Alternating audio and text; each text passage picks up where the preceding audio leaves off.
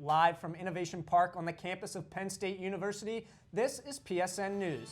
It's Monday, March 2nd. Tonight we'll tell you all you need to know about how Penn State is handling the coronavirus, as well as the students mourning a downtown State College staple that closed last week. We also have more on Joe Biden's big win in South Carolina, a prominent Democratic candidate dropping out of the 2020 race, as well as your sports, entertainment, and weather.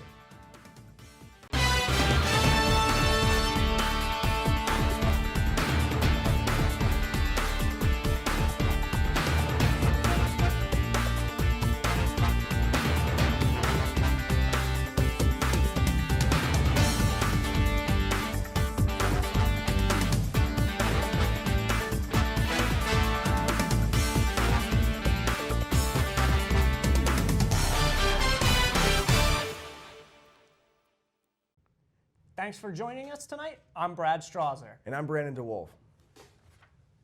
Penn State students continue to mourn the closing of the Taco Bell restaurant on College Avenue. The popular taco chain suddenly closed their College Avenue storefront on February 26th and encouraged their customers to visit some of their other locations in State College.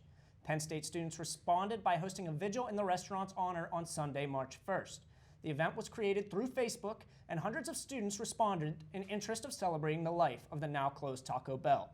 Other students similarly started a change.org petition that garnered over 600 signatures to prevent the closing of the restaurant. Penn State is reacting to the coronavirus outbreak by canceling program trips and bringing home students in high-risk areas. The school will also require a 2-week quarantine for students coming back from any CDC warning level 3 countries like China, Iran, Italy, and South Korea. There are no reports of coronavirus at Penn State so far, but university officials are taking precautions to minimize risk of potential infection. The university is bringing home students studying abroad in Italy due to the country's disease risk warning and level 3 status. The Global Safety Office and other Penn State programs are monitoring the situation as coronavirus continues to spread. This past weekend, dozens of students and community members laced up their running shoes and braved the cold, snowy weather to participate in the annual Thaw 5K. PSN News field reporter Chanel Porter was there and can tell us all about it. Hi, I'm Chanel Porter reporting from PSN News. This morning I'm live from the Westgate building for the Penn State Club Cross Country Thaw 5K. The club cross country team has designed this 5K for runners to thaw out while running a course around campus to kick off spring in State College. Let's see how runners are preparing for this 5K event. I'm a part of Club Cross Country here, so we're hosting the event. So it was a good way to see my friends and not have to run on my own. I did it last year and I'm doing it again this year. So I'm with Club Cross Country, and this is kind of a big deal for us. And I always love running, and I haven't ran a 5K in a while, so I might as well.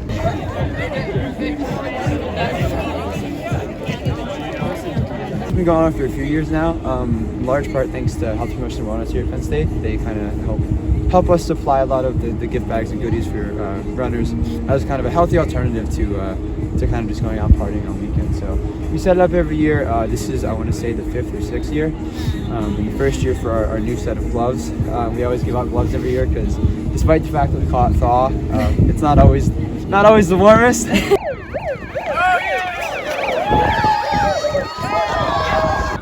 It takes a lot of passion to wake up and compete under these weather circumstances. Reporting from PSN News, I'm Chanel Porter.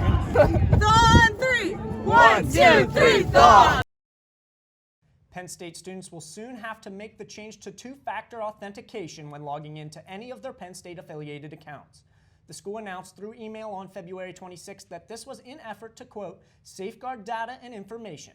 Now to log into student accounts, users will have to either respond to a message on their phone, answer a call, or input a security key to access their accounts. If a student fails to register, they would lose access to over 2,300 Penn State sites, including Outlook email, Canvas, and LionPath. The deadline to register is May 12th. Comedian and internet celebrity David Dobrik will be stopping by Penn State on Saturday, March 21st at 7 p.m. The YouTube star will host a moderated Q&A session in Alumni Hall presented by Penn State SPA's Special Events Committee. The Q&A is free to all Penn State University Park students with a valid student ID.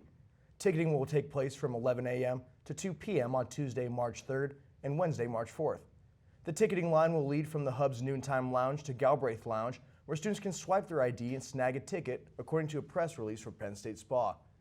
Dobrik has amassed over 16 million subscribers on YouTube and nearly 12 million followers on Instagram, among other accomplishments that make him one of today's most notable internet and modern media personalities. Stay tuned because after the break, Tusha Pham will bring you the latest in entertainment. Welcome back to PSN News. I'm Tusha Pham with your entertainment update. If you have ever watched Jane the Virgin, get excited because actor, director, and entrepreneur Justin Baldoni is coming to Penn State. Not only is he known as the hunk on the show, Baldoni is also recognized for his first feature film, 5 Feet Apart, starring Cole Sprouse and Haley Richardson, which was released back in March 2019. The event will be held on Tuesday, March 24th in the Hub Robeson Center's Alumni Hall at 7 p.m.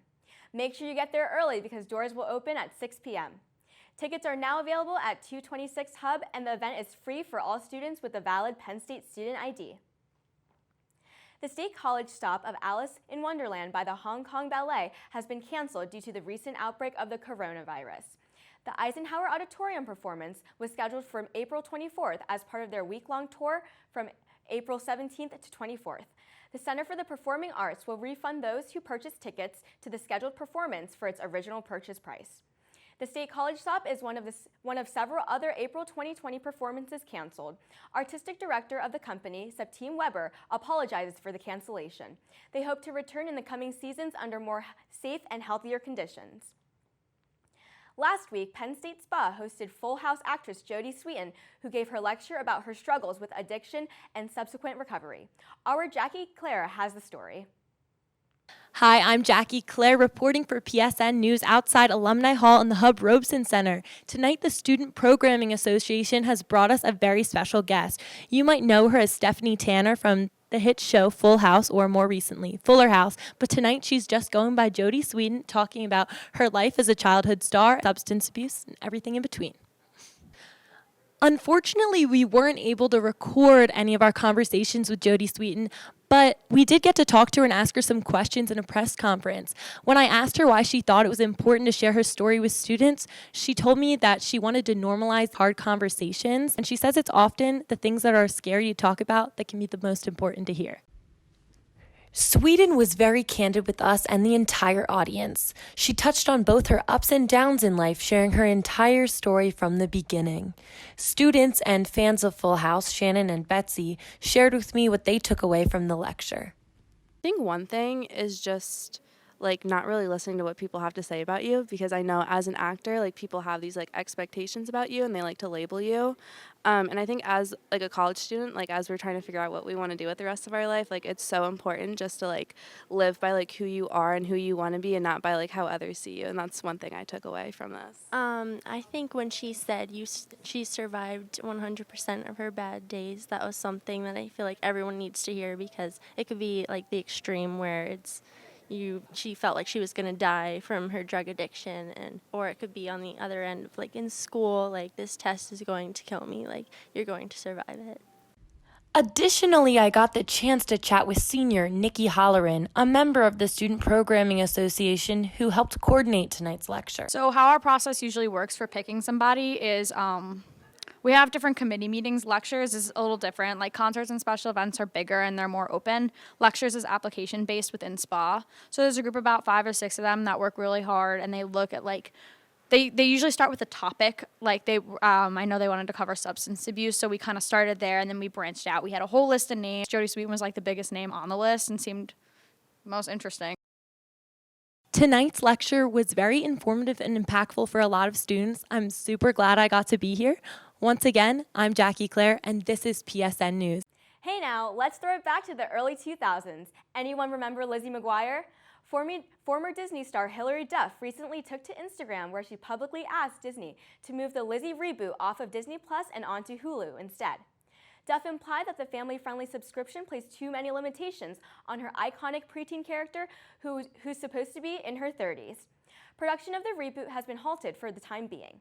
Disney released a statement saying, quote, "We paused production on Lizzie McGuire a few weeks ago to allow time for some creative redevelopment," end quote. The official release date has yet to be announced. I guess you can say these are not what dreams are made of. That was your entertainment update. Stay tuned because after the break, Kelly Warner will bring you the latest from the world of sports. Welcome back to PSN News. I'm Kelly Warner with your sports update. Penn State men's hockey are outright Big Ten regular season champions. Minnesota's loss on Saturday sealed the deal for the Nittany Lions, giving them the #1 seed in the Big Ten tournament. With the regular season now over, the matchups for the 2 out of 3 Big Ten quarterfinals are set, with #2 Ohio State taking on #7 Wisconsin, #3 Michigan taking on #6 Michigan State, and finally #4 Minnesota facing off with #5 Notre Dame. Penn State will have home ice throughout the tournament and will face the lowest remaining seed in the one-game Big Ten semifinal on March 14th. Penn State men's basketball lost its second straight road game Saturday afternoon, falling to the Iowa Hawkeyes 77-68 at Carver Hawkeye Arena in Iowa City. The program dropped to 21-8 overall with the loss and 11-7 in the Big Ten. The team was led in the opening 20 minutes by freshman forward Seth Lundy with 14 points, and he made 4 of PSU's 5 shots from beyond the arc in the first half and was the only player to score in double figures in the half. The Nittany Lions, now sitting at #20 in the AP poll, are back in action taking on the Spartans of Michigan State Tuesday night in their last home game of the season. Associated Press sports editor and former Penn State basketball reporter Michael Giarrusso made a stop to Penn State last week to talk to Belisarius students about his career accomplishments. PSN News field reporter Emma O'Donnell can tell us more. My name is Emma O'Donnell, and I'm here at the Willard Building for a conversation with Michael Giarrusso. Giarrusso is a sports editor for the Associated Press, and he is here as part of an ongoing conversation series conducted by the John Curley Center for Sports Journalism. Communication students of all years came out on Thursday night to listen to Giarrusso and the advice that he had to give them.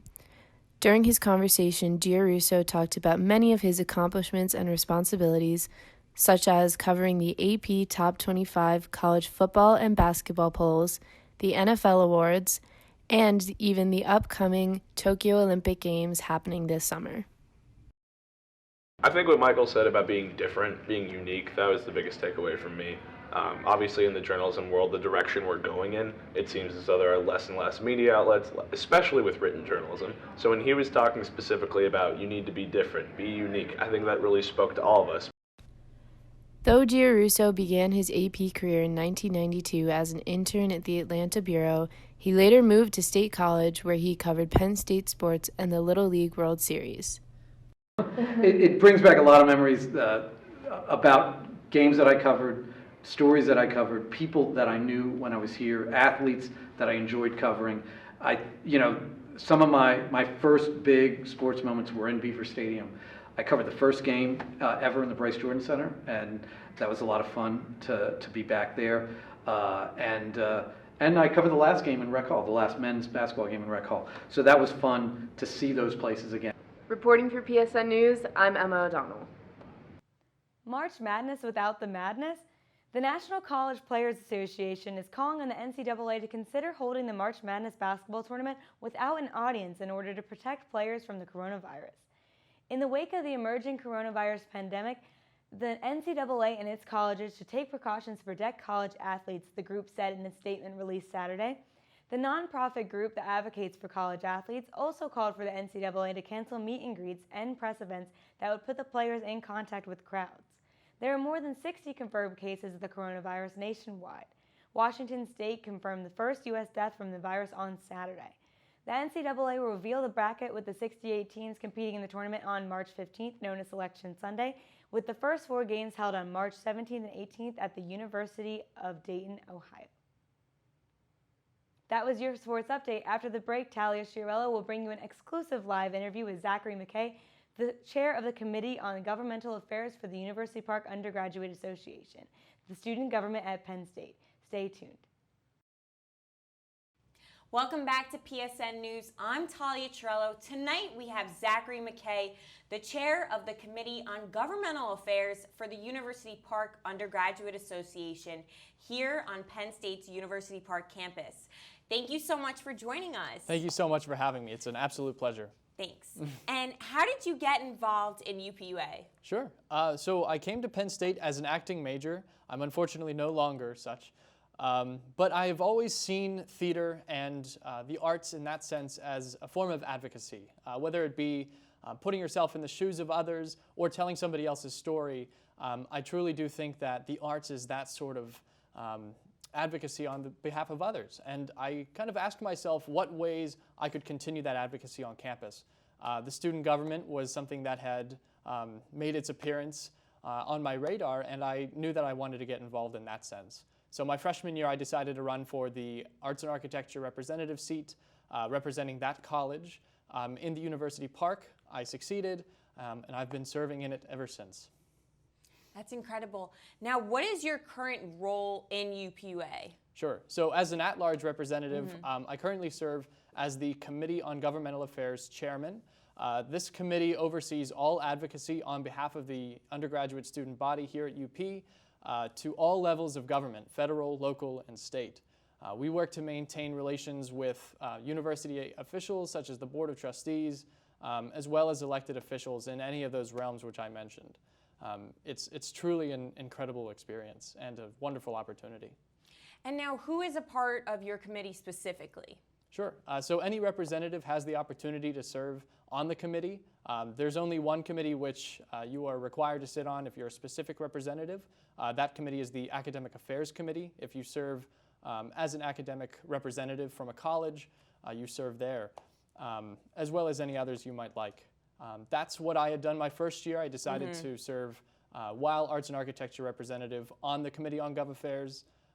So this committee is unique in the sense where anybody from the UPUA, regardless of your role, can serve on it, and anybody can work to advocate on behalf of students to the government. And it's basically made up of representatives from each college on campus, right? Not necessarily. So you can. It's an option. But at the end of the day, any student who serves as a representative in the University Park Undergraduate Association can sit on it. We also have a few representatives currently sitting on it from the Department of Sustainability. That's a new department which we just passed at our most recent meeting through a constitutional change, creating an entirely new department. And this, through a sort of legislative consultant, is going to ensure that our committee is always focused in one way or another on leaving the environment and the climate better than we found it through governmental advocacy in that sense. That's great for the university. And a couple weeks ago, we actually interviewed a representative from the student farm and all the work they're doing to increase sustainability on campus. Now, what is the most pressing issue for students now that's impacting the student body? Well, I definitely say it's affordability. And you can look at that through two different realms, both of which are governmental affairs related. The first would be downtown housing costs. As we're seeing more and more high-rises being built in the downtown area, the question has to be asked, how are students going to be able to afford the prices which those places are charging? Primarily, the best way to get involved and to make the students' voices heard is to advocate to the borough council. This is obviously it's the local government here in State College, and our committee deals primarily with maintaining relationships with that council. One of those representatives on our committee serves as the borough liaison, and they serve on the council itself. They're not a voting member. Her name is Genevieve Miller. She's phenomenal. But she does contribute to the conversation in that sense, representing University Park students, as well as, of course, the appropriations which we receive from the state government. And that's sort of the next level. Tuition, in many ways, is directly related to the appropriation that we get on a year-to-year basis from the state government. Unfortunately, the governor proposed flat funding for Penn State again this year, which is disheartening considering the fact that over the last 5 years, three different times we have seen an increase, 3 different times we've seen a flat tuition rate. We haven't seen a rise in tuition in those rises in state appropriations. So although we have proof that increased state appropriations ensure that Penn State students can afford the quality education that they're getting here, the governor has not proposed that increased funding, which can be a little disheartening. Yeah, and that's incredible to see that UPUA also tries to get involved with the local community as well, because most people think, well, they can only talk about university-related stuff, but they do try to go in the community. Exactly. Now, my last question is, how do you want to leave an impact on the Penn State student body? I would say probably by helping students recognize that they too can make an impact in the community. So ironically, it's almost this exponential sort of inspiration, whether it be recognizing that they too can increase the student civic engagement through their own organizations, collaborating on events like PSU Votes, which we've put on this past year in collaboration with administrators, encouraging their friends to get out and participate in the upcoming election, as well as attend those borough council meetings. Just finding new ways to get involved with the government would be the way to go. That would be the impact I'd like to leave. That's great. Well, thank you, Zach, so much for joining us. And coming up next, we'll have this week's campus weather. Health officials continue to monitor the spread of the coronavirus in the United States, as now 6 people have died from the strain in Washington state as of Monday. Health officials believe that the disease was passed through the air or coming in contact with another infected person. In response to the deaths, President Donald Trump announced even further travel restrictions and warnings to help prevent further breakout. Health officials and the Center for Disease Control encourage everyone to continue practicing good health habits to prevent further spread. Joe Biden is back on the map following a decisive victory in the 2020 South Carolina Democratic primary this past Saturday. The former vice president took home over 48% of the votes cast in Saturday's contest, with Vermont Senator Bernie Sanders coming in second with 19.9%. Billionaire Tom Steyer placed third in the primary before abruptly ending his campaign that same night. Thought by some to be out for the count, the Biden campaign placed heavy hopes on South Carolina and argued the state's diverse population would benefit the former VP. Both Biden and Sanders are leading the pack going into tomorrow's Super Tuesday, where 15 states and jurisdictions will hold a primary or caucus. The race for the Democratic presidential nomination has been narrowed further after Pete Buttigieg, Amy Klobuchar, and Tom Steyer have now all dropped out of the race as of Monday. Buttigieg, the former South Bend, Indiana mayor, told his supporters that, quote, "The best way to keep faith with those goals and ideals is to step aside and bring our party and country together," end quote. Buttigieg is the first openly gay man to launch a bid for presidency within the 2 major parties. He also had strong showings in the opening primaries, unofficially winning Iowa and finishing second in New Hampshire. Speaking on Sunday, Buttigieg said that though he may no longer be seeking election, he will, quote, "do everything in my power to ensure we have a new Democratic president come January." Amy Klobuchar also dropped out on Monday after a disappointing South Carolina performance. Only Bernie Sanders, Joe Biden, Mike Bloomberg, and Elizabeth Warren remain as we head into Super Tuesday tomorrow. 6 people are dead following a workplace shooting in Milwaukee, Wisconsin. An employee opened fire at the Molson Coors headquarters on Wednesday, according to police. Authorities found the bodies of 5 victims, as well as the gunman when they arrived on scene. The shooter has been identified as 51-year-old Anthony Farrell, but no motive has been given so far.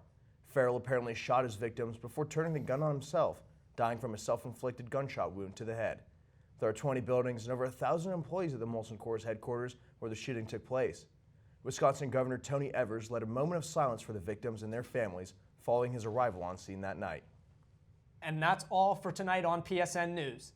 Be sure to check us out on Twitter and Facebook at PSN News, on Instagram at Penn State Network News, and subscribe to our YouTube channel at youtube.com/PSN News. Have a good night, Penn State.